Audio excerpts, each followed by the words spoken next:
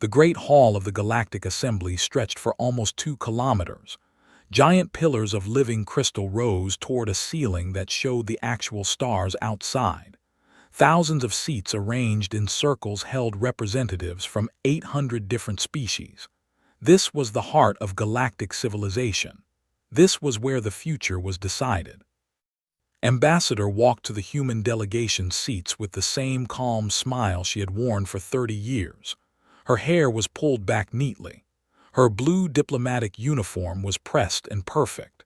She nodded politely to the delegate as she passed, even though his compound eyes followed her with obvious disgust.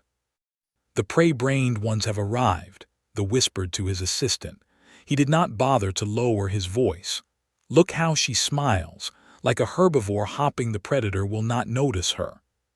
Heard every word. Her smile did not change. She simply took her seat and opened her data tablet to review the day's agenda. This was normal. This had been normal for 200 years. Humanity had joined the Galactic Council in 2147, just 60 years after their first faster-than-light flight. They had been so excited, so hopeful. They had looked at the stars and dreamed of friendship with alien civilizations. They had imagined exchanging art and music and philosophy with beings from distant worlds. The reality had been different. The galaxy was not a friendly place. It was a place of old empires and older grudges. It was a place where the strong took what they wanted and the weak learned to bow. The 800 species of the Galactic Council had been fighting and scheming against each other for 50,000 years. When humanity arrived, they were seen as new meat. The Empire had claimed human border systems as future territory within the first decade.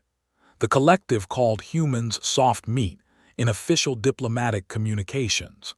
The Dominion raided human shipping lanes for slaves and laughed at the formal protests that followed. And humanity had done something that confused everyone. They had remained polite.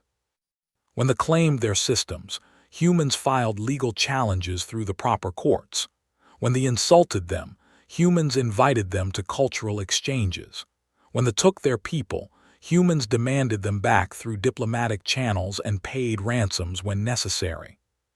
200 years of smiling, 200 years of patience, 200 years of turning the other cheek.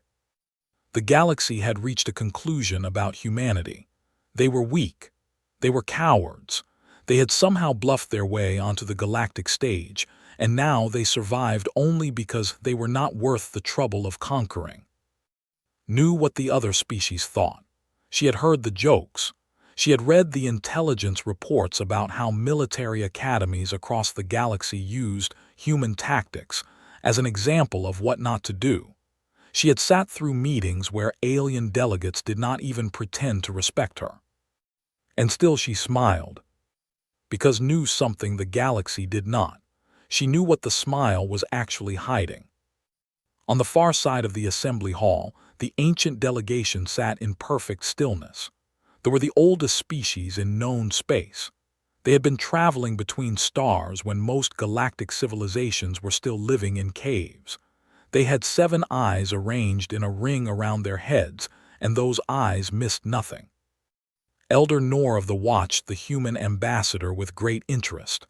Unlike the other species, they did not mock the humans. They did not laugh at human diplomacy. They did not call humans weak. They were afraid.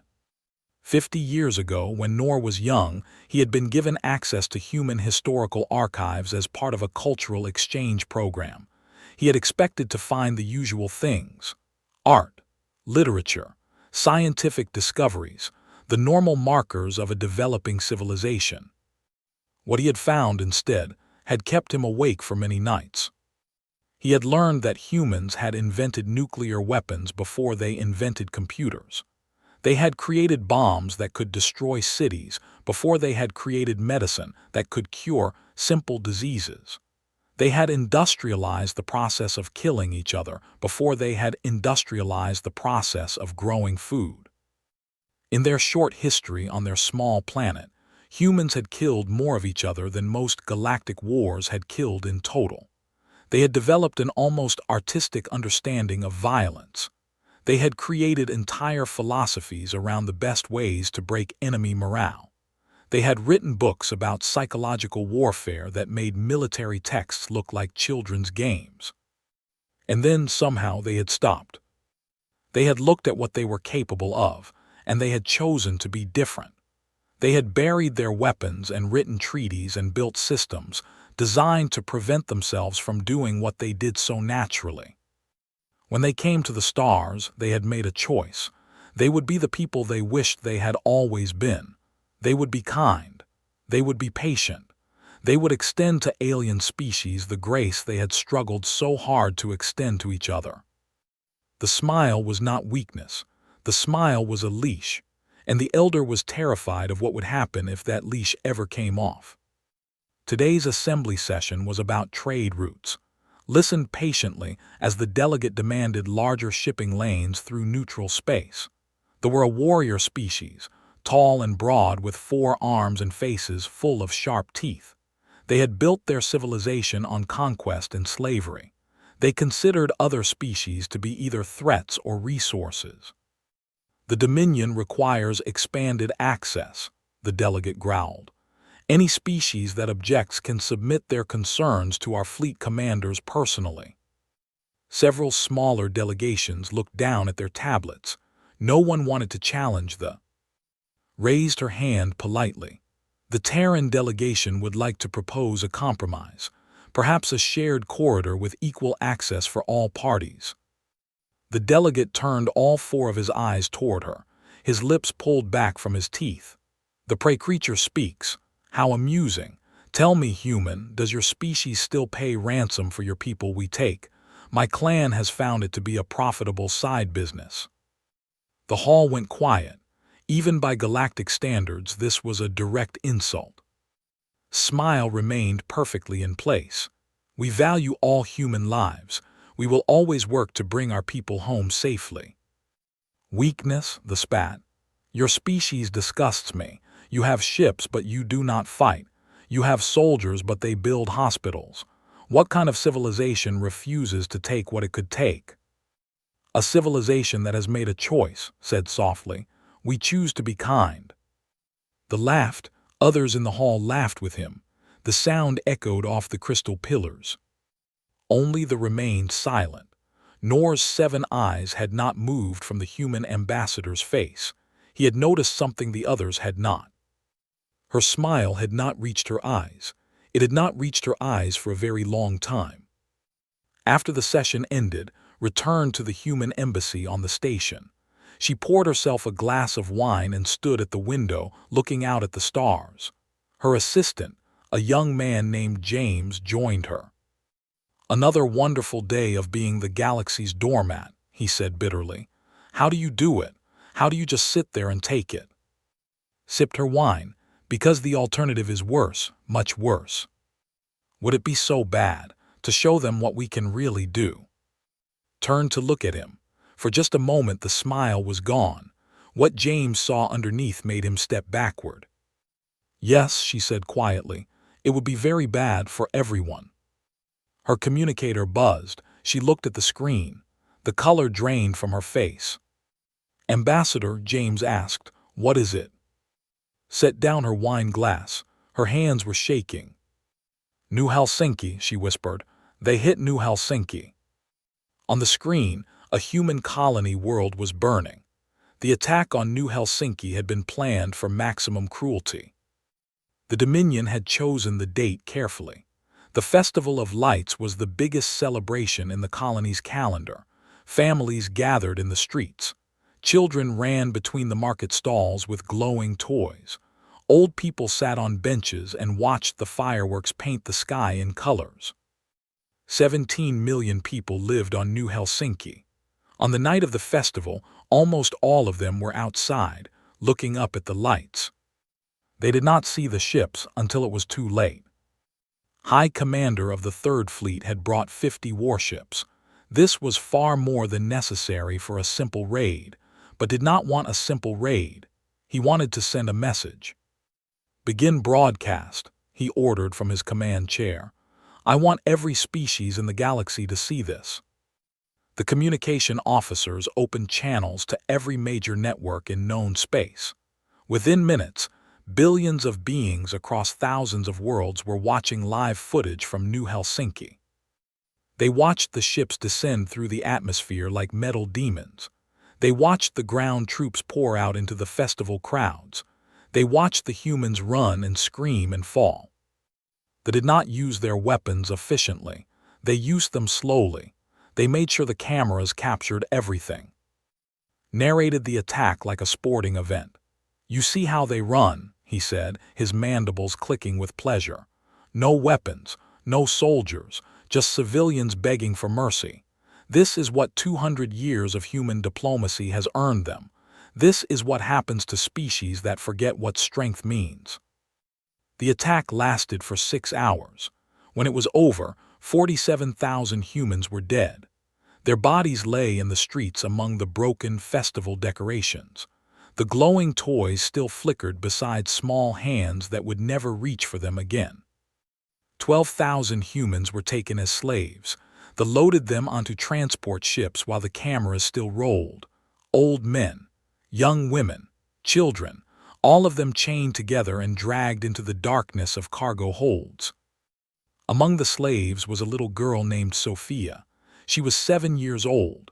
When they grabbed her, she dropped her favorite toy.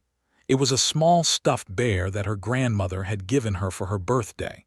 It fell into a pool of blood and lay there as the ships lifted off. Found the bear during his final inspection of the ruins. He picked it up and held it before the cameras. "This is what human kindness is worth," he declared, shaking the blood-stained toy. "Nothing. Terrans, you are welcome to file your complaints now. Submit your protests through proper diplomatic channels. My fleet will be waiting." He laughed. His officers laughed. Somewhere across the galaxy, they celebrated their great victory over the soft humans. The broadcast ended. The galaxy waited for humanity's response. They expected the usual: speeches of condemnation, emergency sessions at the assembly, perhaps economic sanctions that they would ignore. Maybe, if the humans were feeling brave, a strongly worded letter. What they got was silence. For 3 days, humanity said nothing at all. No statements, no responses, no diplomatic communications of any kind. Human ambassadors across the galaxy packed their bags and left their embassies without explanation. Human merchant ships changed course and headed back toward Earth.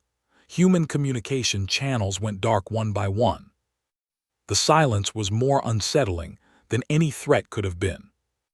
At the Galactic Assembly, the other species began to whisper. Some thought the humans had finally broken, that the attack had shattered them completely, that they were retreating to their home system to hide and weep. Others were not so sure. The delegate made jokes about human cowardice. The ambassador talked about how this proved humans were never worthy of respect. Only the delegation remained quiet, their 7 eyes watching and waiting. Elder Nor had not slept in 3 days. He had been monitoring every scrap of information he could find about human activity. What he found terrified him. Human military bases that had been dormant for a century were suddenly active. Power readings from human shipyards had increased by a factor of 1,000. Encrypted communications were flooding through human networks at speeds that should have been impossible. Something was happening, something big. On the morning of the 4th day, every screen in the galaxy turned on at the same time. This was supposed to be impossible. The Galactic Communication Network had thousands of independent systems. No single species could access all of them simultaneously. The security protocols alone would take years to crack. The humans did it in less than a second. President Maria Santos appeared on every screen on every world in known space. She was an older woman with steel hair and eyes that looked like they had seen too much. She stood behind a simple podium with the flag of Earth hanging behind her. She did not smile. She did not frown. Her face showed no emotion at all. She spoke in a calm, quiet voice that somehow made the words more terrible. 3 days ago, the Dominion attacked our colony of New Helsinki during a peaceful celebration. 47,000 of our people were murdered. 12,000 were taken as slaves. Children were among both the dead and the taken. She paused. The galaxy held its breath. For 200 years, humanity has chosen to be kind. We have turned away from violence. We have responded to insults with patience. We have met cruelty with offers of peace. We did this because we knew what we were capable of. We did this because we had hoped, foolishly perhaps, that kindness could change the nature of the galaxy. Another pause. In the assembly hall, the delegate began to look uncomfortable. We were wrong. We understand that now. Some species only understand one language. We had hoped to never speak that language again. But our children are in chains. Our dead cry out for justice. And we have been reminded that mercy means nothing to those who see it only as weakness. President Santos looked directly into the camera. It felt like she was looking at every single being watching. To the Dominion, I have only this to say. There will be no negotiations. There will be no demands. There will be no warnings beyond this one. She took a breath. Polite mode has been disabled. God forgive us all. The screens went dark. Across the galaxy, communications officers tried to understand what had just happened. How had the humans accessed every system at once? How long had they been able to do this? What else could they do that they had never shown? The High Commander watched the replay of the broadcast with growing unease. He had expected crying, begging, perhaps angry threats that he could laugh at. He had not expected that cold, empty voice. He had not expected those eyes that looked at him like he was already dead. "What does polite mode mean?" one of his officers asked. Did not answer. For the first time in his long career, he felt something he had not felt in decades. He felt afraid. In the assembly hall, Elder Nor rose from his seat. His ancient body moved slowly toward the exit. The other delegates watched him with confusion. "Where are you going?" the representative called out. "The session is not over." Nor turned his 7 eyes toward the insect-like alien. "I am going to my ship. I am going to take my delegation far away from here. I suggest you all do the same." "Why, what is happening?" The old was quiet for a long moment. When he spoke, his voice was heavy with something that sounded almost like grief. "I have studied human history. I have seen what they did to each other before they reached the stars. I have read about their wars, their weapons, their capacity for destruction." He shook his head slowly. For 200 years they have been holding themselves back. They have been choosing every single day to be gentle, to be kind, to be the people they wished they were instead of the people they knew they could be. He turned toward the exit again. The just gave them permission to stop choosing. May whatever gods you believe in have mercy on us all. In the darkness of a cargo hold, 12,000 humans sat in chains.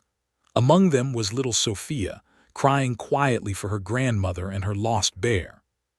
She did not know that halfway across the galaxy, ships were awakening. Ships that had slept for 200 years. Ships that humanity had built and then hidden away, hoping they would never need them. The ships were awake now. And they were hungry. The first sign came at the edge of space.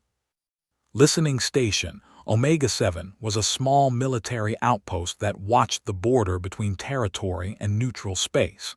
It had a crew of 30 soldiers and enough sensors to detect any ship within 2 light years. The station commander was drinking his morning tea when the alarm started screaming. "Report," he barked at his sensor officer. "Sir, I am detecting ships, many ships. They are appearing from nowhere." "From where? What direction?" The sensor officer's face went pale. "No direction, sir. They are not traveling through space. They are just appearing, like they are folding out of nothing." On the main screen, the commander watched his sensor display fill with red dots. 10 ships, then 50, then 200. Then so many that the computer stopped counting and simply displayed a warning that said sensor capacity EXCEDD. What class of ships? The commander demanded. Unknown, sir. I have never seen designs like these. They are massive. The smallest is bigger than our largest dreadnought, and they are still appearing. The commander opened a channel to High Command. This is listening station Omega 7. We have contact with a massive fleet of unknown origin, requesting immediate support. Repeat, requesting immediate. The channel went dead. What happened? The commander asked. They jammed us, sir. All frequencies, everything. We cannot transmit or receive anything. That is impossible. Our communication systems have military-grade encryption. No one can jam all frequencies at once. The sensor officer looked up from his screen. There were tears in his eyes. Commander, I am receiving a short-range signal from the lead ship. They are identifying themselves. Who are they? The officer swallowed hard. Terran naval ship Reckoning, Admiral Way commanding. The commander felt his blood turn to ice. The humans, but this could not be right. Humans did not have ships like these. Humans did not have technology like this. Humans were weak. A face appeared on the main screen. It was a human male with hair and calm eyes. He wore a uniform that the commander did not recognize, dark with silver trim. No medals, no decorations, just a simple name tag. This is Admiral Way of the Terran naval ship Reckoning, the human said. His voice was quiet and steady. You are observing the Terran First Response Fleet. We will be passing through your space. Do not attempt to interfere. Do not attempt to communicate with your command. This is not a request. The screen went dark. The red dots on the sensor display began to move. They moved fast, faster than any ships the commander had ever seen. And then they were gone, folded back into whatever impossible space they had come from. The commander sat down heavily in his chair. His tea had gone cold. His hands were shaking. Send a runner, he said finally. Physical messenger to High Command. They need to know what is coming. But it was already too late. Across the galaxy, beings of every species watched their screens with growing horror. The humans had hacked every major news network. They were broadcasting everything, every sensor reading, every tactical display, every moment of what was about to happen. The galaxy watched as the human fleet appeared in the border system of. They had a defensive fleet there, 80 warships, 20 orbital stations, 250,000 soldiers. The battle lasted 4 minutes. The human ships did not move like normal vessels. They seemed to slide between moments, appearing in one place and then another without crossing the space between. Their weapons made no sound, produced no visible beams. Ships simply came apart, not exploding, not burning, just disassembling into clouds of atoms. The orbital stations died without ever firing a shot. The defensive fleet scattered and ran. The human ships let them go.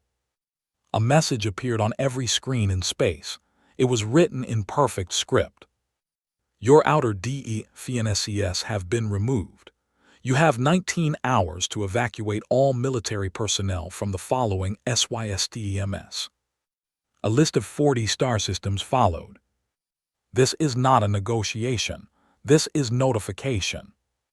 High Commander watched the message from his command bunker on the.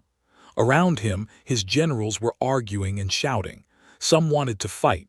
Some wanted to surrender. Some wanted to run. Felt strangely calm. He had spent his whole life believing that strength was everything, that the strong took what they wanted and the weak suffered. He had built his career on that belief. Now he was learning what true strength looked like. How is this possible? One of his generals demanded. Our intelligence said humans had no real military. They said humans were soft. Your intelligence was wrong, said quietly. Very, very wrong. What do we do? Thought about the broadcast from the human president. Polite mode disabled. He was beginning to understand what that meant now. For 2 centuries, humanity had shown the galaxy a mask, a smiling, friendly, peaceful mask. Behind that mask they had been building, planning, preparing for a day they hoped would never come. The humans had not been weak, they had been waiting. On the news networks, military experts from 100 species tried to analyze what they were seeing. None of them could explain it. "The technology is impossible," an admiral said on one broadcast. "Ships cannot fold space like that. Weapons cannot disassemble matter at the atomic level. This breaks every law of physics we know." "Then perhaps humans know physics we do not," his host replied. The human advance continued. System after system fell silent as the fleet passed through, not destroyed, not conquered, just silenced. Every communication array went dark. Every military installation was reduced to dust, but civilian populations were left untouched. The humans were not trying to conquer. They were trying to cut. They were removing everything that could fight back, everything that could warn, everything that could help. They were isolating like a surgeon isolating a tumor. Ambassador appeared on the Galactic Assembly channel. She was still smiling, but the smile was different now. Colder, sharper. "Fellow delegates," she said, "I am here to inform you that Terran military operations in space are proceeding on schedule. We expect to reach within 72 hours. All non-vessels are advised to leave the region immediately." The delegate stood up. "You cannot do this. This is against galactic law. You must bring your grievances to the Assembly for resolution." Turned her cold smile toward him. "We tried that. For 200 years we tried that. The Assembly did nothing while our people were killed and enslaved. The Assembly laughed while we filed our complaints. The Assembly made jokes about human weakness while our children were put in chains." She shook her head slowly. "No more. We are done asking permission. We are done filing protests. We are done being the galaxy's favorite joke. They took our people. We are taking them back. Anyone who interferes will be treated as an enemy combatant." "This is war," the ambassador said.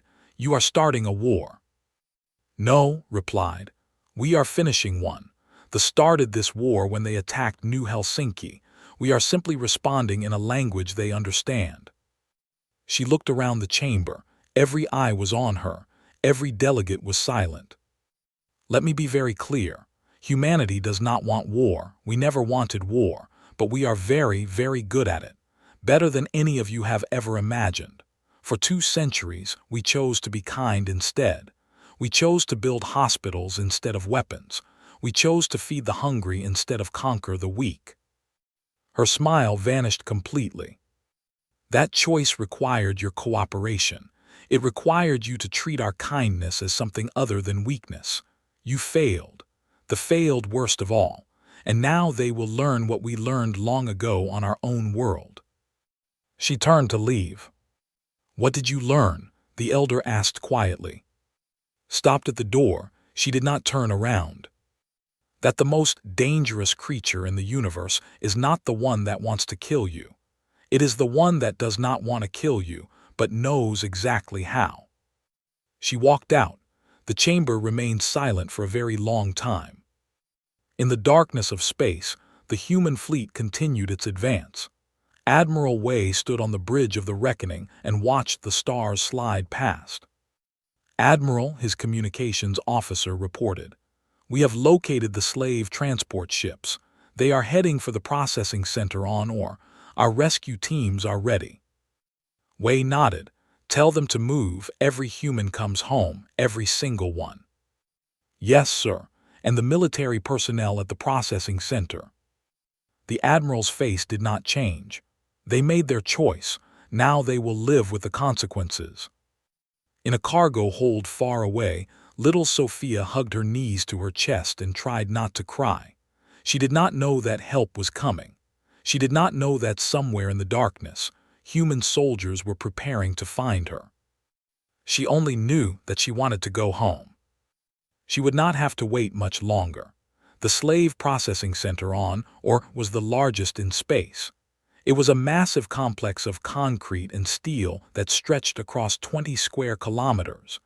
Inside its walls, beings from 100 conquered species were broken down and rebuilt into obedient workers. They had been running this place for 3,000 years. They were very proud of it. Commander stood on the central observation platform and watched the latest shipment being unloaded. The humans from New Helsinki stumbled out of the transport ships in long chains. They looked tired and scared. Some of them were crying. The children clung to adults they did not know, seeking any comfort they could find. "Soft creatures," said to his assistant. "They will need extra processing to be useful. Begin the standard braking protocols." "Yes, Commander. The adults will go to the labor conditioning chambers. What about the young ones?" "The usual. Separate them from any family members. Keep them isolated until they stop crying for their parents. Then begin basic training." The assistant nodded and walked away to give the orders, turned his attention to other matters. The processing center handled thousands of slaves every day. These humans were nothing special. He did not notice the small shadow that fell across the observation window. He did not hear the soft sound of something landing on the roof. He did not see the red dots that appeared on the chests of his guards. The first sign of trouble was when all the lights went out. "What is happening?" demanded. "Restore power immediately." "Commander, we cannot. All systems are dead. Everything is." The guard stopped talking, heard a soft thump as the body hit the floor, then another, then another. Something moved in the darkness, something fast. "Security!" screamed. "Security to the observation platform." No response came. The complex was silent except for the sound of his own breathing. Then a light appeared.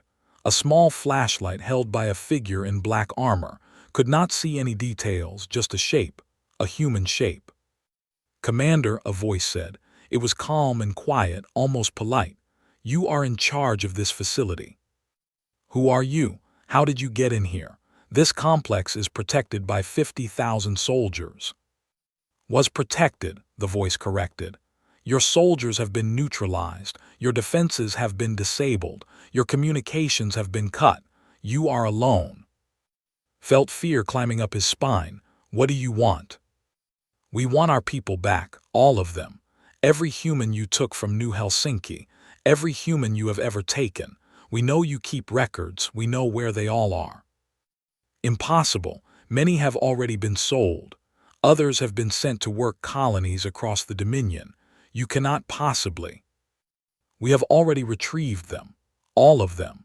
Simultaneous operations across your entire territory. Every human slave in space is being freed right now. Your entire slave infrastructure is being dismantled as we speak." His legs gave out. He fell to his knees. "That would require thousands of operatives, hundreds of teams. You cannot coordinate something like that." "We have had 200 years to prepare, 200 years to watch, 200 years to place assets and gather intelligence. You never noticed because you never looked. You were too busy laughing at us." More lights appeared. Could see other figures in black armor surrounding him. They moved without sound. Their weapons did not look like anything he recognized. "What happens now?" he asked. "Now you sit here and think about what you have done. The processing center is being evacuated. All slaves are being freed and given medical attention. When we are done, we will decide what to do with you." "You will kill me." There was a pause. When the voice spoke again, it almost sounded sad.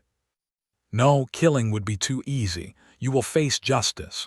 Real justice. Not the quick death of a warrior, the slow wait of accountability." The figures in black moved past him without another word, sat in the darkness, and listened to the sounds of his empire falling apart.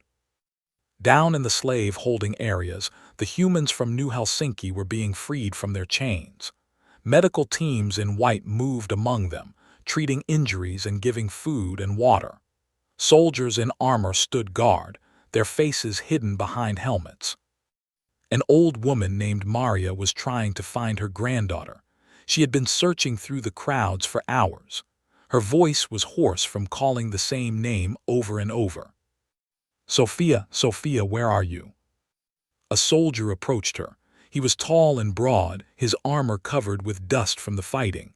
He knelt down to meet her eyes. "Ma'am, are you looking for someone?" "My granddaughter, Sophia. She is 7 years old, dark hair, brown eyes. She was wearing a blue dress when they took her.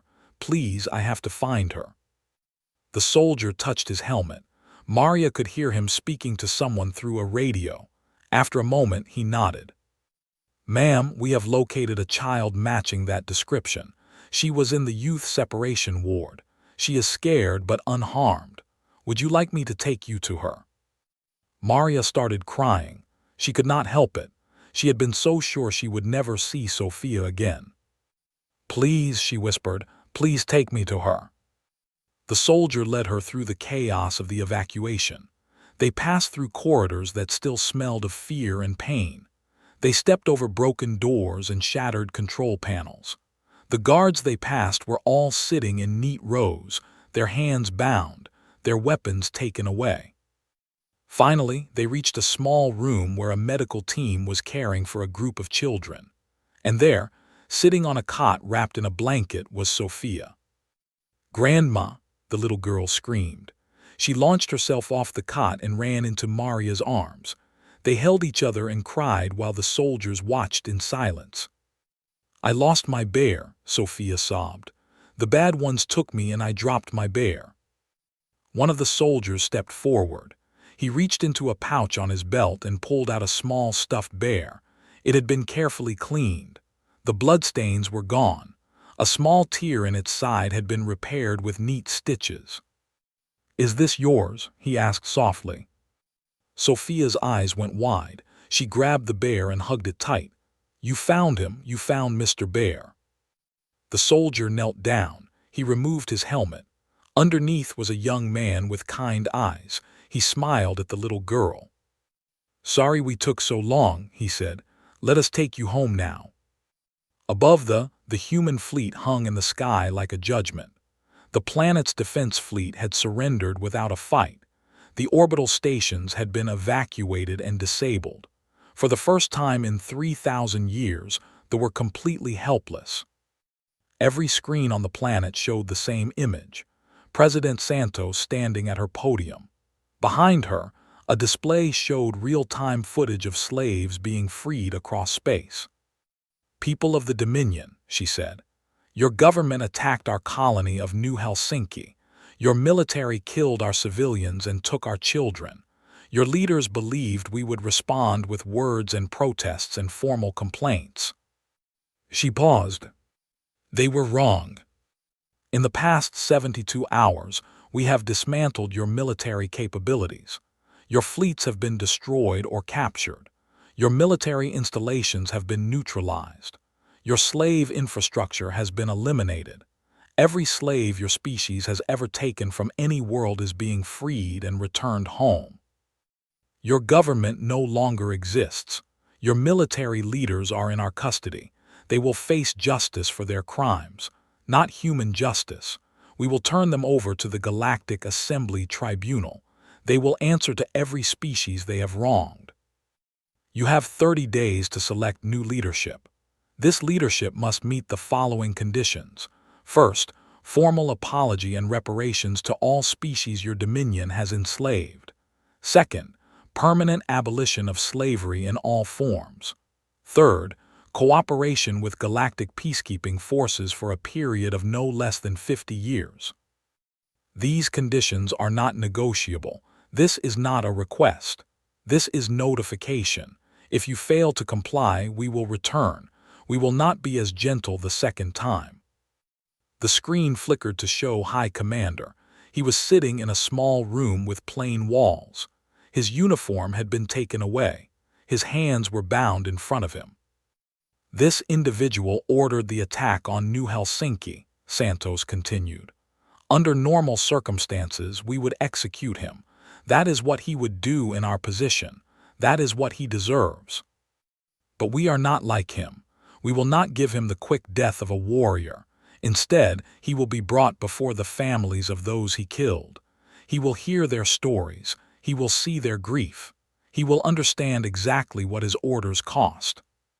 Then he will spend the rest of his life working in humanitarian missions. He will help rebuild what he destroyed. He will serve the species he once enslaved. He will live with his shame until he dies of old age. This is not mercy.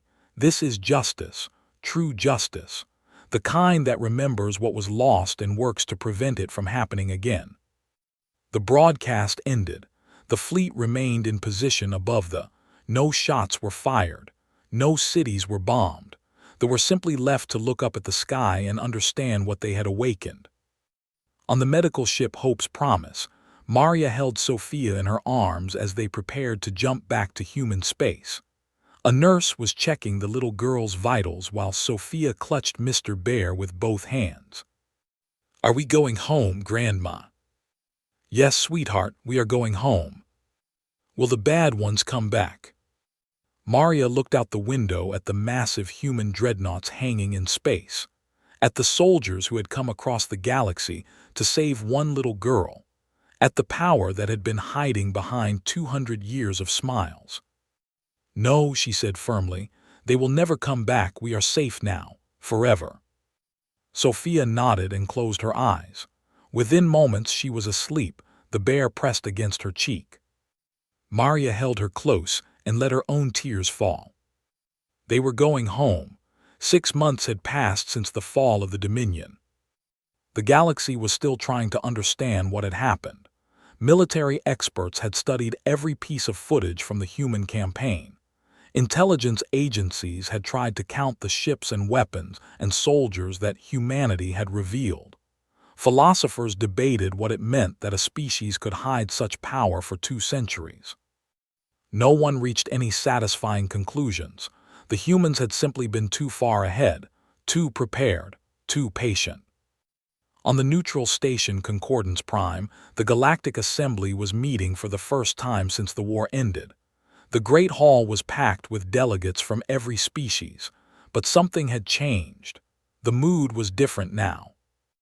Ambassador walked to the human delegation seats. She still wore her blue diplomatic uniform.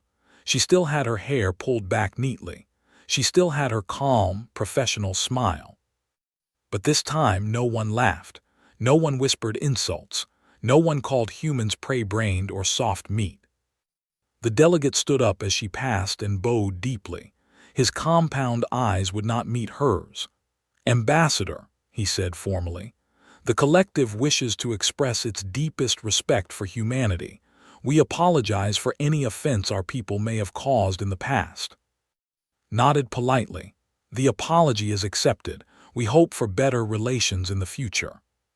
She continued walking. The delegation rose next.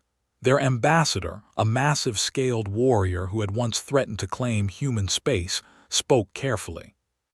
"The Empire wishes to announce a gift to humanity as a gesture of friendship. We are ceding 3 border systems to Terran administration. We believe these systems will be better protected under human care." Smile did not change. "How generous, we accept." She reached her seat and sat down. The hall was silent. Every eye was on her. Elder Nor of the stood slowly. His ancient body was bent with age, but his 7 eyes were still sharp. He had asked to address the assembly before the regular session began. No one had objected. "Fellow delegates," he said in his dry, ancient voice, "I have watched this assembly for 400 years. I have seen empires rise and fall. I have witnessed wars that burned across 1,000 systems. I thought I had seen everything the galaxy had to offer." He paused and looked at. "I was wrong. For 50 years I have studied humanity. I have read their history. I have watched their development. And I must confess to all of you what I should have said long ago. The humans were never weak. They were never cowards. They were never the soft creatures we believed them to be. What they were, what they have always been, is something far more dangerous. They were kind." The hall murmured with confusion. nor held up a thin hand for silence. You do not understand. Let me explain. The humans come from a small planet at the edge of the galaxy. On that planet, they spent 10,000 years fighting each other. They developed weapons that could destroy cities in a single flash. They invented poisons that could kill millions. They built machines designed only to cause pain and death. They became experts at war. Not the kind of war we know, where fleets meet in space and honor is at stake. Their war was total. It involved every person, every resource, every idea. They learned to break enemy minds as well as enemy bodies. They learned to destroy cultures as well as armies. And then somehow they stopped. They looked at what they had become and they made a choice. They decided to be different. They buried their weapons. They made treaties with their enemies. They built systems designed to hold back their own worst instincts. When they came to the stars, they made another choice. They chose to be the species they wished they had always been. They chose kindness over strength. They chose patience over power. They chose to help instead of harm. For 200 years they kept that promise. They smiled while we mocked them. They turned the other cheek while we slapped them. They built hospitals on worlds that despised them. They fed populations that laughed at them. We mistook this for weakness. We were fools. Nor turned to face the full assembly. They learned the truth. They learned that human kindness was not the absence of strength. It was the control of strength. The humans were not sheep pretending to be wolves. They were wolves who had chosen to be shepherds. And when they hurt their flock, the wolves remembered what they were. He sat down heavily. The hall remained silent for a long moment. Rose to address the assembly. Thank you, Elder Nor. Your words are kinder than we deserve. She looked around at the gathered delegates, the beings who had mocked humanity for 2 centuries, the species that had called them weak and soft and prey-brained. I am not here to threaten you. I am not here to demand apologies or tributes or territory. I am here to tell you what happens next. Humanity came to the stars hopping to make friends. We wanted to share our culture. We wanted to learn from yours. We wanted to build a galaxy where all species could live together in peace. That hope has not changed. Yes, we have shown you what we are capable of. Yes, we have demonstrated that our kindness is a choice, not a weakness. But we did not reveal our true nature to intimidate you. We revealed it so you would understand us. We are a dangerous species. We know this about ourselves. We have spent centuries learning to control our worst impulses. We have built entire civilizations around the idea of choosing peace when war would be easier. The galaxy now knows what we can do, but we hope the galaxy will also see what we choose not to do. We could have we could have exterminated their species. That is what they would have done to us. That is what many of you would have done in our position. We chose differently. We freed their slaves. We dismantled their military. We demanded justice and change, and then we left.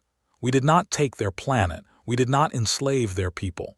We did not become what we hated. She paused and let her words sink in. That is who we are. That is who we choose to be. We are capable of terrible things, but we do not wish to do them. We have the strength to conquer, but we have no desire to rule. We could burn this galaxy to ash, but we would rather help it grow. All we ask is that you treat our kindness with respect. Do not mistake our patience for weakness. Do not think that our offers of friendship mean we have forgotten how to fight. Her smile softened. For the first time in months, it reached her eyes. Let us start fresh. Let us build the galaxy we all wanted when we first looked up at the stars. A galaxy of trade and cooperation. A galaxy where different species learn from each other. A galaxy where children like Sophia can grow up without fear of being taken from their homes. We extend our hand in friendship. We hope you will take it. She sat down. For a long moment, no one moved. Then the delegate rose and walked slowly across the hall. He stopped in front of the human delegation and extended his clawed hand. Took it. Then another delegate rose, and another. Soon the hall was full of species walking to the human section, offering hands and tentacles and claws in friendship. Elder Nor watched from his seat. A small smile crossed his ancient face. Perhaps, after 400 years, he had finally seen something new in the galaxy. He had seen a species choose to be better than their nature, and he had seen other species finally understand what that choice really meant. 50 years later, a memorial museum opened on New Helsinki. The colony had been rebuilt, the scars had healed, but the people had not forgotten. In the center of the museum was a simple display case. Inside sat a small stuffed bear, carefully preserved. It had been cleaned and repaired, but its history was clear. A small plaque beneath it read, "This bear belonged to Sophia, age 7, who was taken during the Festival of Lights attack. She was rescued by Terran forces 3 weeks later and returned home safely. She grew up to become a doctor who has served on 12 different worlds. We keep this bear to remember what was lost and what was saved. We keep it to remind ourselves why we choose to be kind. We keep it to show that even in the darkest moments, hope can survive. We remember, we always remember." Sophia herself came to the museum opening. She was 57 now, within her hair and laugh lines around her eyes. Her ran through the exhibits, pointing at the old photographs and asking questions. A reporter asked her what she thought about humanity's reputation in the galaxy, about how other species now called humans the most dangerous creatures in known space. Sophia smiled. It was a warm smile full of kindness. "They can call us whatever they want," she said. "Dangerous, terrifying, deadly. It does not matter. What matters is what we choose to do with that danger. What matters is that we use our strength to protect people, not to hurt them." She looked at her playing nearby. "My grandmother used to say that anyone can be cruel. It takes no courage, no thought, no heart. But choosing to be kind when you could easily be cruel, that takes strength, real strength. Humanity is strong. That is true. But I hope the galaxy remembers that we choose to use that strength for kindness. I hope they remember that we would rather build hospitals than battleships. I hope they remember that we extend our hand in friendship first, always." She paused and looked at the bear in its display case. "And I hope they remember what happens if they give us a reason to stop choosing." She turned back to the reporter with that same warm smile. "But I do not think they will. I think they have learned. And I think maybe we can finally be the galaxy we always wanted to be." Outside the museum, the sun was setting over New Helsinki. The city was full of lights again. Children ran through the streets with glowing toys. Families gathered to watch the sky. In the stars above, human ships patrolled the borders. Human stations provided aid to 100 different worlds. Human doctors healed the sick. Human teachers taught the young. Human diplomats worked for peace. And somewhere in the back of every alien mind, in every species across the galaxy, a quiet voice reminded them. The humans are kind, be grateful, never ever make them choose otherwise. The galaxy had learned its lesson. It would not forget.